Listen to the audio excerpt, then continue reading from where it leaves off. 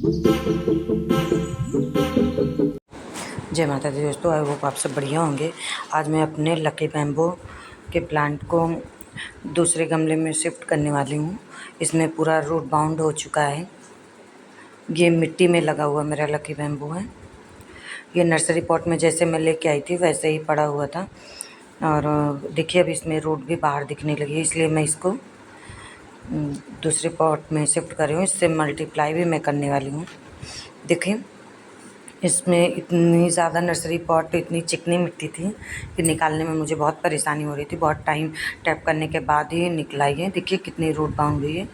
मैं इसी में से 2 पौधे करने वाले हैं। इसकी जो मिट्टी कुछ ऊपर ऊपर की है मैं निकाल दे रही हूँ, बाकी ज़्यादा इसकी रूट को डिस्टर्ब नहीं करने वाली। बस इसको आराम से ही 2 पौधों में आराम से बिल्कुल डिवाइड कर देने वाली हूँ। देखिए बहुत आराम से ये निकल गया। अब इन दोनों को मैं अलग अलग 2 पौधों में, मतलब 2 पॉट में कर देने वाली हूँ। मैंने मिट्टी पहले से ही बना रखी थी और मेरी मिट्टी वेल ड्रेन्ड है। मैं मेरे घर की मिट्टी है, मेरे पास की मिट्टी जो बहुत रेतीली और फर्टाइल मिट्टी है, और उसी में नर्सरी पॉट में ही फिर से लगा रही हूँ। पर जिस गमले में था वो थोड़ा टूटा हुआ था, तो इसलिए दूसरे गमले में मैं लगा रही हूँ। है नर्सरी पॉट ही। कुछ पौधे जैसे हम लोग ले आते हैं तो उस पॉट से उनको बड़ा गमला देना होता है, तो वैसे ही पॉट में था। तो ये मल्टीप्लाई भी हो गया था, इसीलिए मैं जब लाई थी तो इसमें 2 ही पौधे थे। अभी देखिए एक गमले में 4 पौधे हो गए हैं, जिससे 2 स्टिक लगी हुई आती है ये।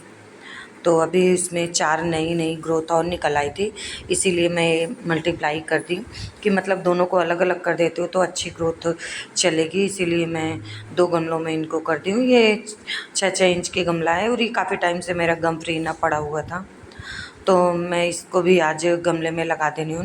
मेरा ये पुराना गमला है, टूटा हुआ है तो क्या हुआ, पर इसमें मैं पौधे कुछ अपने लगा देती हूँ। ये 9 इंच का गमला है, 9 इंच का नहीं सॉरी 10 इंच का है।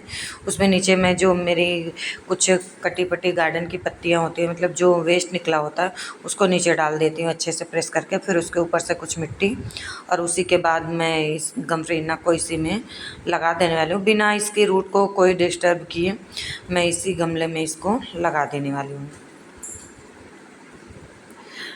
इसी बीच मेरी मम्मी का फ़ोन आ गया, तो मैं बात करते करते इस पौधे की रिपोर्टिंग कर रही हूँ।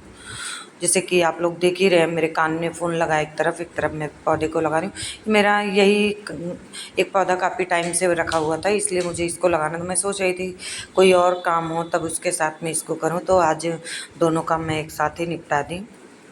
और देखिए काफ़ी दिनों बाद मेरी मम्मी फ़ोन की थी, इसलिए मैं उस बात करने लगी। और ये पौधा मेरा लग के तैयार है। बस गमफ्रीना भी अक्टूबर नवंबर तक इसमें अच्छे से फ्लावरिंग होती है, वही लास्ट में जाके दिसंबर के महीने में इसका पौधा ख़राब होता है। तो इसमें फ्लावरिंग हो रही थी, पर जैसे इसकी कोई ब्रांच पुरानी हो जाए, आप काट के हटा दो तो इसमें फिर से नई ग्रोथ स्टार्ट हो जाती है।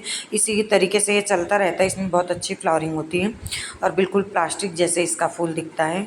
तो 1-2 पौधे गमफ्रीना के अपने घर में ज़रूर ऐड करने चाहिए। एक बारी पहले अच्छे से पानी दे रही हूँ। अभी बारिश का मौसम है, थोड़ा कम ज़्यादा होगा तो भी चलेगा।